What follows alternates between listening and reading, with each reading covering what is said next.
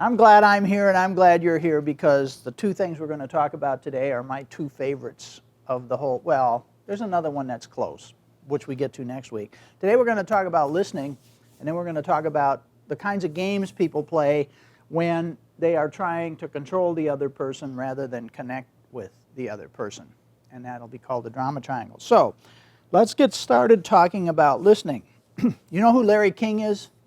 The guy that, I don't know, had 18 different wives, but he was on TV forever as an interviewer.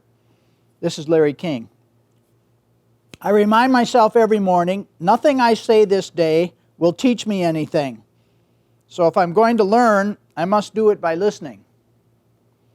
Or some people say it another way, you don't learn much when you're talking.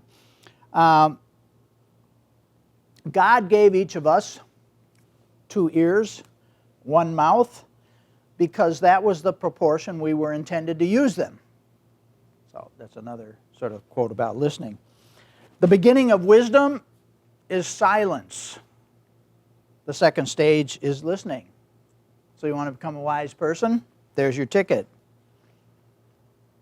I think listening is the most powerful, the most transformative, and the most missing human communication skill. Most of us think we're pretty good listeners because, you know, we've been listening ever since we were born, probably before then. But it's actually very rare to find somebody who's a really good listener. And I'm going to try to prove that to you in the first few minutes this morning as we talk about listening. So here's one example. Now, we talked last time about the awareness wheel, and like one of the most powerful things you can do in a human relationship is make the other person feel fully understood. And your ticket to do that is to really listen to them. But it's amazing how rare that phenomenon is. And yet, if you want to become highly effective in your personal life and you want to become highly effective in your professional life, that's the ticket. Do you have the ability to make other people feel fully understood? And that would mean that you would know how to elicit from them all the dimensions of their awareness wheel, which we had talked about last time. Well, the problem is people don't tell you all the stuff that's in their awareness wheel. The only way that you get there is whatever they give you, let's say they give you 2 or 3 pieces, you make them feel like you fully understood that, but you still notice there's stuff missing, right? Because you understand the awareness wheel. So, gee, I haven't heard any feelings yet, I haven't heard any intentions, or whatever it would be. You can ask for what's missing, or you can just remain silent, because very often, if you don't jump in with your agenda right away, the person will take their agenda deeper. And we want to learn how to do that. Controlling others limits information. Most people, when they start to talk, if you could get them to be totally aware of what their agenda is, some way or another it's about controlling the other person. It's about controlling the conversation. We'll see how that leads to games and relationships. Controlling yourself discovers information. In many Eastern mystical schools, they will say that the greatest power that a human being has is to control the focus of their attention. To control the focus of your attention. And of course, all the schools of meditation and so forth are training you to do that. So to become an effective listener, that's what you have to be able to do. You have to be able to control the focus of your attention. And to do that is not easy, because really to fully listen to somebody, you have to put your life on hold. And all your energy and effort is now directed at trying to fully understand the other person. And that's not always easy to do. So a 3-step mantra that has to do with listening is that for communication to serve a useful purpose, first it must be listened to. Secondly, it must be understood. And by understood, I mean that you have to convince the other person that they have been understood. They feel fully understood. Just because you think you understand, that doesn't cut it. Because most of the time when you think you understand, you have left stuff out and you haven't fully understood. So you have to make them feel fully understood, and then consider what they're saying without hostility or defensiveness, meaning you detach from taking it personally. Whatever they say is a statement about them, not a statement about you, even if it's directed at you. Okay, that's just getting the ball rolling here. So now I'm on your handout, the big red one on deep listening. This is stuff I kind of made up as I was trying to find ways that I could talk about listening that would convince you that you didn't listen well, and that most of the time I don't listen well either, even though we can. So listening would mean that you're fully meeting the other person. You're fully meeting them exactly where they are at, not where you are at. Listening is love. I think that this is something that's always bothered me about spiritual traditions. I mean, I grew up in a church as a kid, and as I got older, I started figuring out, well, you know, they talk about love all the time, but nobody talks about what it looks like. You have that one message they use a lot in weddings, you know, about love is slow to, you know the one I'm talking about? There we go. Thank you. However,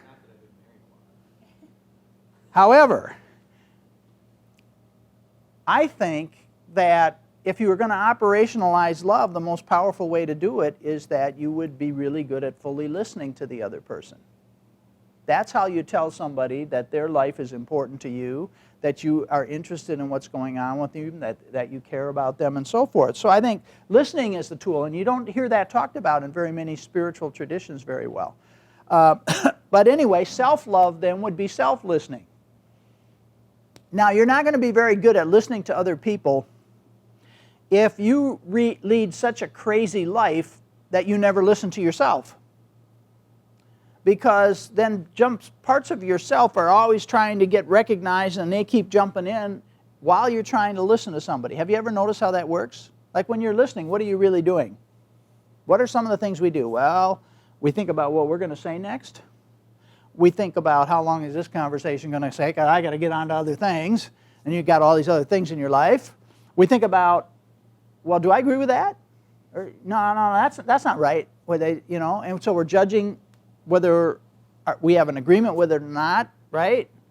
Sometimes we're not even fully present. Sometimes we're thinking, well, you know, how dare they say that? So we come up with judgments and arguments. So we're doing all kinds of stuff except listening. But if you really listen to yourself, then you would be able to put all that stuff on hold and start to really listen to the other person. That would be other love. And then a lot of spiritual traditions, not just Christianity, talk about enemy love, which is listening to the enemy.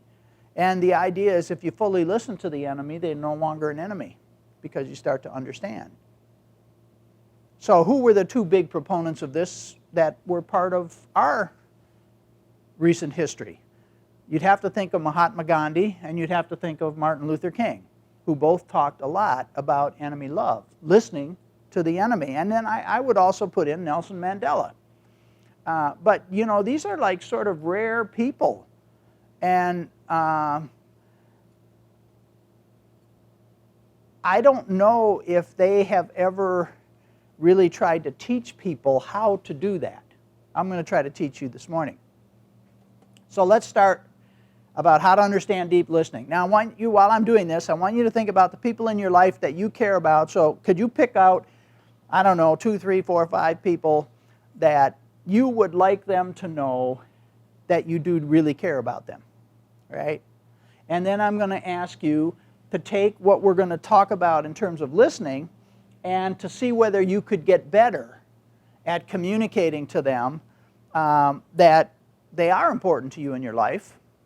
And you're going to do that by trying to listen a little better than what you have in the past. So we already talked once in here about listening with your ears, your mind, and your heart. Do you remember that? Listen with your ears, you hear the words. Your mind, you understand the dictionary definition. You listen with your heart. You understand what the meaning of those words are to the other person in the context of the present situation and their total life story. That's huge, right? We rarely listen like that. And so we all have, you see, the problem you face is meanings are not in words. This is something most people believe. Meanings are in words. Meanings aren't in words. Meanings are in people. I say one word and I say, what'd that mean? And I ask you all to write down a meaning and I might get 5 different meanings. Words are imprecise. So you have to listen deeper than the words. This gets tricky, doesn't it? How do you listen deeper than the words? Well, you listen to all the nonverbals at the same time that you listen to the words. Then you have another problem with this, why you have to listen with your ears, your mind, and your heart. People code and decode with different coders and decoders. What do I mean by that? Let's say you're getting ready to say something that's really important to you, to the other person, and you really want them to get it. Now, don't you spend a little bit of time thinking about how am I going to put this into words so that it really has an impact, so that they get what I'm saying. So that's you coding. So you code it as best you can, and then you send the message. They're going to decode it with their decoder, which is based on their entire life story. So even though you coded it really well, when they get done decoding it, we may not have, do you remember the problem we had? We may not have that the message sent is the message received, right? I mean, unless you really go back and check it out. And we talked about how to do that with shared meanings. So then they get ready to respond back to you. So remember now, they decoded your coded message with a different decoder than the one you coded it with. Are you still with me? And now they're going to code with a coder that's different than the coder that you used to send the original message, and they're going to send a message back to you. I'm trying to show you how complex this is. And so how do you listen through all of that noise to make sure that the message is such that I really have made the other person feel understood? So you got to come to them empty. This is another way of thinking about it. So can you come to them with no evaluation, no expectation, no judgment? So watch your brain while you're listening to another human being and see if you can stop it from judging, evaluating, or expecting. See, we judge everything that comes out of everybody's mouth. We evaluate it. Do I agree with that? Do I not agree with that? And then don't you sometimes have expectations, and sometimes your expectations overtake you, and you finish their sentence for them because they weren't fast enough or whatever. That's not listening. So whenever the judgment, evaluation, expectation creeps in, you're no longer really listening. Oh man, this gets really difficult, doesn't it? See, I'm trying to prove you're not that good of a listener. So there was, I'll tell you a story about this that'll make this even clearer.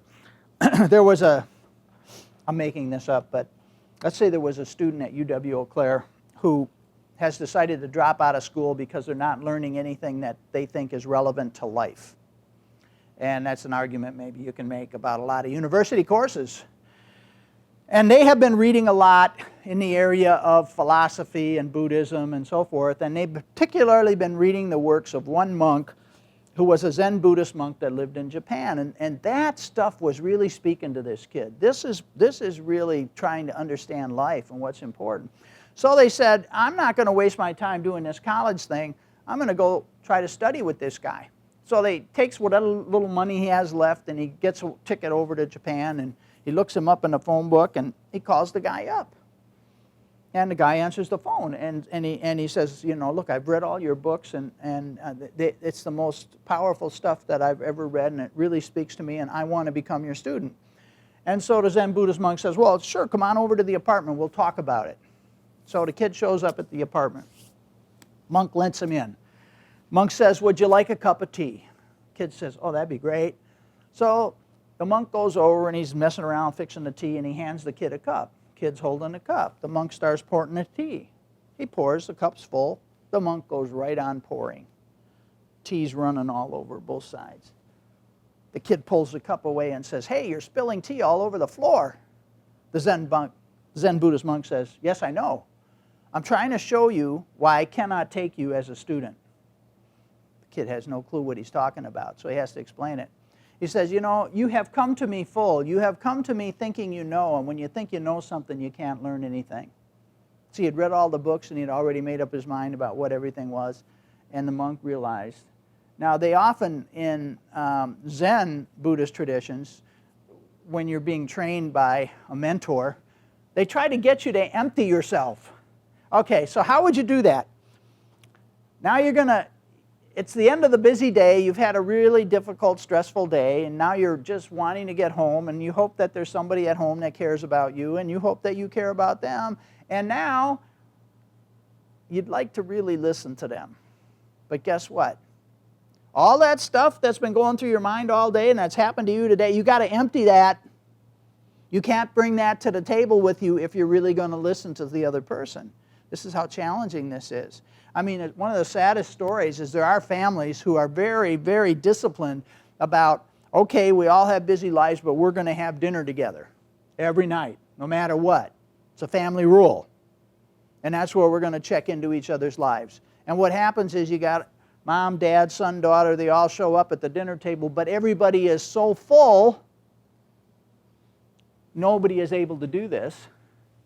So nobody can actually fully listen to everybody. There's a lot of conversation, but nobody's really, really listening. See, because when you really, really listen, what happens to the other person is they feel so powerfully understood that they almost always take the conversation deeper. They almost always start disclosing stuff that they didn't even think about disclosing before you started listening to them like that. Okay, are you sort of getting the picture here about this is not easy? All right, let's go on. You have to transcend yourself and become involved in the other. So this is about putting your life on hold. I'm not thinking about any of the concerns in my own life. God knows I have plenty of them. I'm sure you do too. And isn't it hard to put that on hold? Because some of these concerns are pretty pressing. Like, is the house going to be ready? And how are we going to get this move done this week, Dave? You know, I mean, what about all the packing? Where does stuff go? I mean, how, you know, and there could be tons of stuff. How do you put that on hold?